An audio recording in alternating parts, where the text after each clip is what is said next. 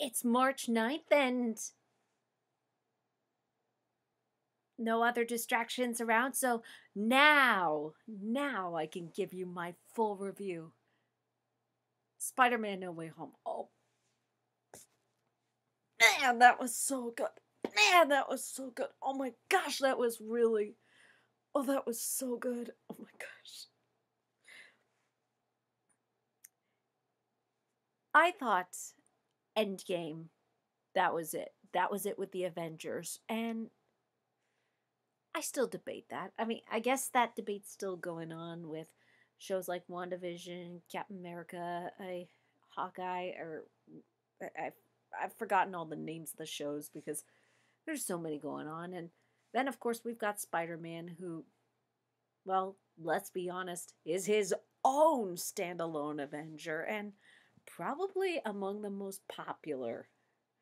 I'm not sure what it is about Spider Man, but I he's just one of the coolest Marvel characters, period. I mean, yeah, you got Captain America and Iron Man, and they're cool on their own, but Spider Man, like, what is it about this character that we love so much that we somehow made, oh, I don't know, how many movies is it by this point? We have the Tobey Maguire trilogy, we have the Andrew Garfield two movies, we have Into the Spider Verse, and then we also have these, well, without counting the other Avengers movies, three Tom Holland Spider Man movies. This character really captures the imagination more than the others. And to be fair, for good reason. He's a relatable character, he's fun, and so forth. But um let's let's look at this particular movie. It picks right up from where it left off in the previous movie with Spider-Man's identity getting revealed to the public by none other than J. Jonah Jameson, who they brought back the actor from the Tobey Maguire trilogy to be J. Jonah Jameson, and that in itself was already exciting. And then they have to kick it up a notch. They ask the question, now that Peter I now that Peter Parker's been exposed, how's he gonna live his life? How are his friends gonna live their life? And they actually do it in a pretty brilliant way. I I Spider-Man's now vilified and or praised. It's now a debate. It's almost a political debate now, and his friends are caught up in it. His Aunt May, and I it gets to a point where he wants to erase everybody's memory and goes to Doctor Strange, but because he has too many people that he wants to have keep their memories, while Doctor Strange is trying to do the spell, everything goes awry and it brings back characters from any of the Spider-Man movies. Like I it brings back the Green Goblin from the Tobey Maguire trilogy. It brings back Electro from the Andrew Garfield movies. I wish you guys. I mean, I don't know how the movie theaters were a in your area, but the movie theater I went to was criminally quiet for so many of these cameos. I was probably one of few who was jumping out of my seat in excitement and doing everything I could to hold back screams of excitement because you're seeing the Green Goblin come back and played by Willem Dafoe. You've got Doc Ock from the Tobey Maguire trilogy. And if that wasn't enough, I mean, my friend had to point this out to me. Daredevil is in that movie for a brief moment, and so is Venom in the end credits scene. And then on top of that, this part I recognize. So I this part I think almost anybody who's ever seen any of the Spider-Man movies themselves. I They brought back Andrew Garfield and Tobey Maguire themselves as their own Spider-Mans. I like You can't get better than that. Oh my gosh, you cannot get better than that. I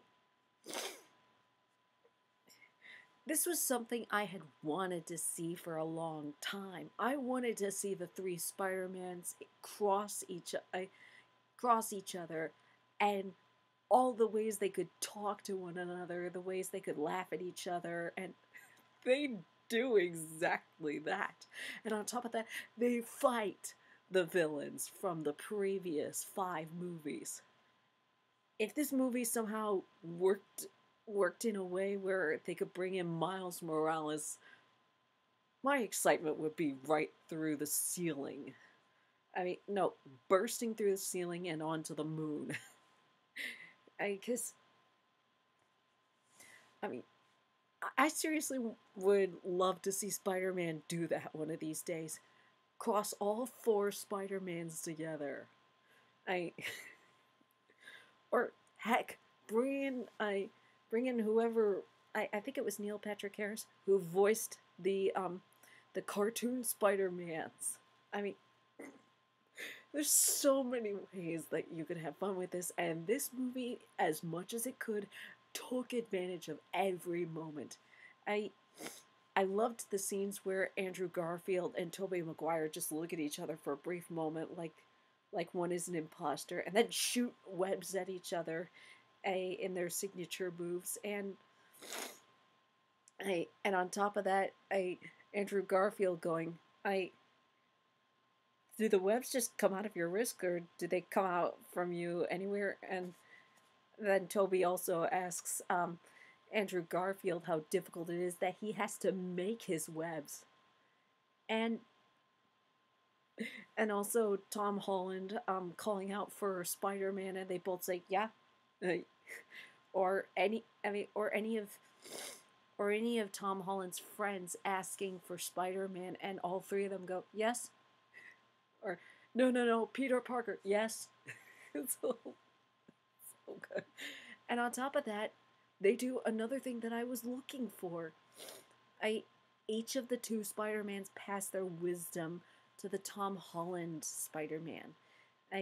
Andrew Garfield shares about how he lost his girlfriend, and how it let him get bitter for a while, but then he eventually overcame it.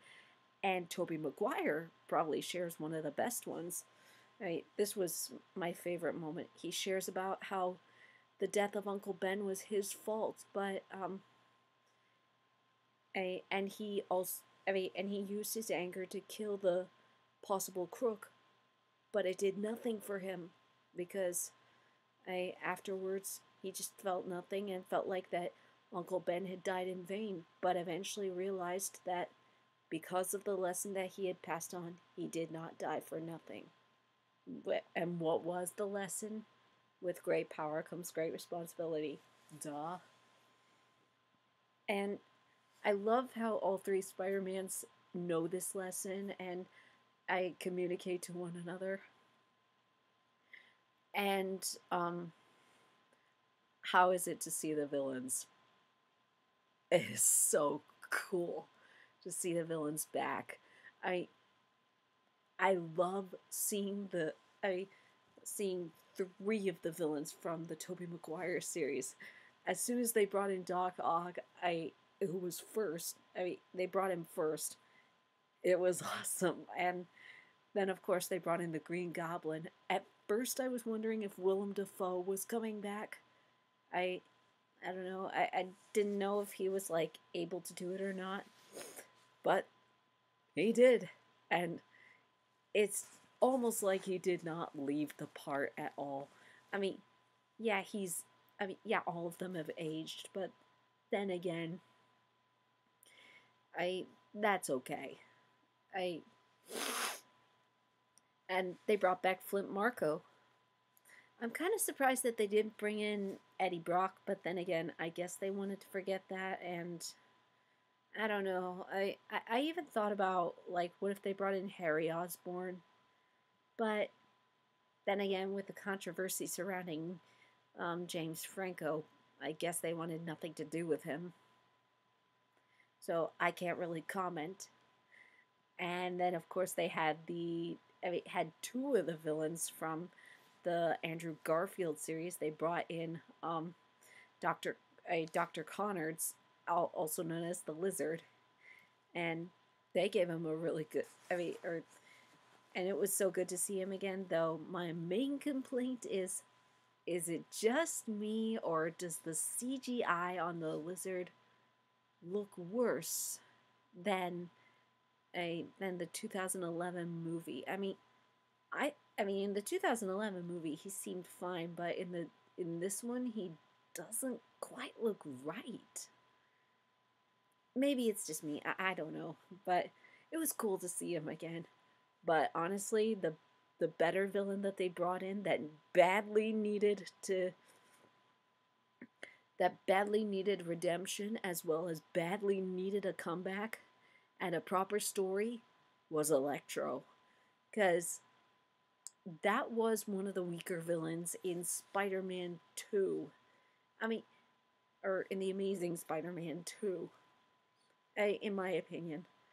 Yeah, a lot of the villains in there were jumbled and weak already, but I thought his transformation was the weakest out of all of them. Because one minute he's like, "Oh my gosh, Spider-Man, I love you, I love you. Oh, you forgot my name? I hate you, I'm going to kill you." Just made no sense to me. I and to see him actually, for lack of a better word, updated was really, really great. They gave him more of a personality. They gave his villain arc more greed now that he's in this particular part of the decade with more electric possibilities. So, way to go for using him in a better way. Though surprised they didn't bring back the Rhino. That was another character that they could have done a better job with, I'm pretty sure. But then again, I guess they learned a little bit from Spider-Man, The Amazing Spider-Man 2, that if you bring too many villains, you lose focus. And I heard that that was the reason they did not bring in Venom from either Spider-Man 3 or or the Venom series. So, way to pick and choose, writers. You at least made a good choice in that, especially since you wanted the focus to be on Tom Holland's Peter Parker and how he deals with everything that is thrown at him, whether it's his identity being revealed or the death of Aunt May, which that was a hard scene to watch. And on top of that, the choices that he's going to gradually make at the end of the movie. Personally, for me, I had a ball watching this. I recommend it to anybody who's ever seen any of the Spider-Man movies, because you get all the callbacks from it. You get the cameos from the previous movies, and well, like I said, or I well, like one thing that I wanted to say is that Avengers Endgame was the crossover to end all crossovers. Spider-Man No Way Home was the crossover I always wanted to see. And I am so happy that I saw it on New Year's Day, night, with a new friend. I hope that you enjoyed this review. Sorry you had to wait 2 months, and I hope you have a wonderful rest of the year.